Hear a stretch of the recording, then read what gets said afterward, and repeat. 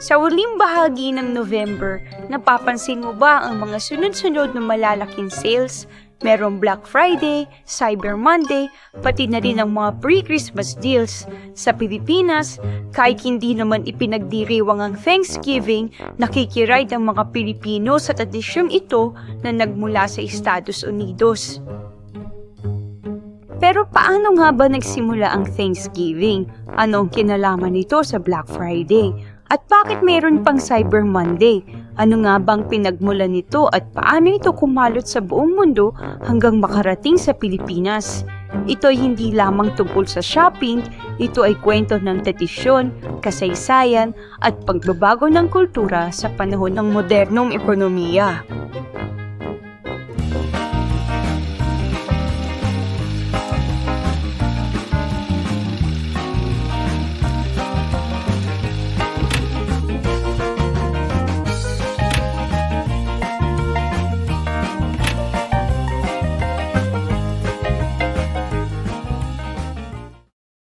Ang Thanksgiving ay isang pambansang holiday sa Estados Unidos na ipinagdiriwang tuwing ika-4 na Huwebes ng November.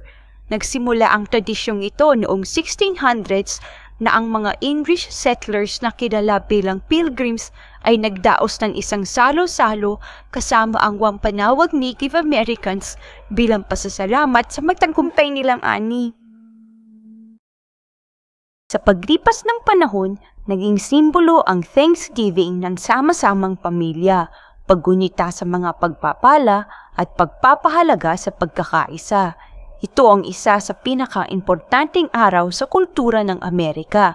Maihahambing ito sa bigat ng Pasko at Noche Buena para sa mga Pilipino. Sa panahon ito, nagtitipon ang pamilya, kumakain ng turkey at nagsisimula ang holiday season.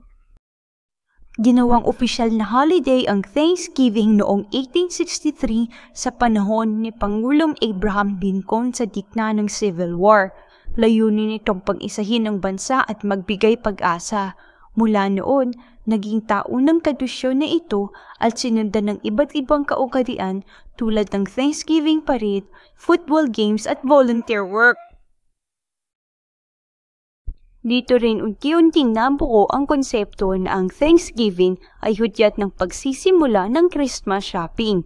Pagkatapos ng malalaking salo-salo, naghahanda na ang mga mamimili para sa mga regalo, habang ang mga tindahan naman ay naghahandang maglabas ng pinakamalalaking diskwento. Ang araw pagkatapos ng Thanksgiving ay kinatawag na Black Friday. Noong una, hindi ito tungkol sa shopping. Ito ay termino ng mga pulis sa Philadelphia noong 1960s dahil sa tindi ng traffic at dagsa ng tao sa lansangan habang nagsisimula na ang Christmas buying. Pero ang pinaka-importanting paliwanag ay mula sa accounting. Ang black ay nangangahulugan ng tita habang ang red naman ay lugi. Dahil sobrang lakas ng benta tuwing araw na ito, sinasabi ng mga tindahan na dito sila bumabalik, in the black, o nagiging profitable. Kalaunan, naging opisyal itong shopping holiday na may mga doorbuster deals at mahabang pila sa mga tindahan. Sa pagpasok ng 1990s at 2000s, naging napakalaki ng Black Friday. Nagkaroon ng midnight opening, limited stocks, at minsan ay nagkakagulo pa sa mga tindahan dahil sa sobrang dami ng mamimili. Ngunit hindi lamang physical stores ang nakinabang. Habang lumalakas ang internet at e-commerce, unti-unting pumapasok ang online deals sa Black Friday. Pero noong mga panahong yun, mabagal pa ang internet sa maraming lugar, kaya mas malakas pa rin ang in-store shopping.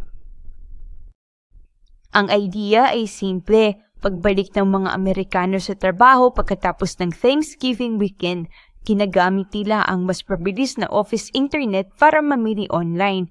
Dahil dito, naging napakalakas ng online sales tuwing Cyber Monday, lalo na para sa mga gadgets, electronics at digital products. Maraming bansa ang walang Thanksgiving pero nakisabay sila sa Black Friday at Cyber Monday dahil sa global e-commerce. Kumalat sa buong mundo ang tradisyon ito dahil sa Amazon, eBay at kalaunan ay Shopee, Lazada, Temu at iba pang online platforms. Ang social media rin ang nagpasiklab ng hype kapag nakita ng mga Filipinos, Europeans, Asians at iba pa ang mga malalaking sales sa Amerika, otomatikong hinihintay na rin nila ang sariling bersyon sa kanilang bansa. Dahil dito, naging international na ang isang dating Amerikanong tradisyon. Sa Pilipinas, naging bahagi ng kultura ng pamimili ang Black Friday at Cyber Monday. Kahit hindi nagsiselebrate ang mga Pilipino ng Thanksgiving, ito na rin ay dahil sa malalaking impluwensya ng mga OFWs na nakatira sa Amerika, Canada at iba pang bansa. Dahil na din sa social media promotions at online platforms na nag-a-adapt ng Western sale calendars, tugma din ito sa mabilis na pagdating ng Christmas season sa Pilipinas. Simula pa lang ng bare months ay handang-handa ng bumili ng regalo ang mga Pilipino. Kaya natural na naging uso ang pag-aabang ng mga sales sa huling linggo ng November. Sa kabuuan, ang Thanksgiving, Black Friday at Cyber Monday ay tatlong magkakaugnay na tradisyon na nagsimula sa Estados Unidos, ngunit naging bahagi na ng global shopping culture. Mula sa simpleng salo-salo noong 1600s, umabot ito sa pinakamalaking shopping events sa buong mundo. Sa Pilipinas, nakisama sa uso hindi dahil sa Thanksgiving, kundi dahil sa global economy, OFW influence, online platforms, at natural na pagiging handang mamili bago magpasko.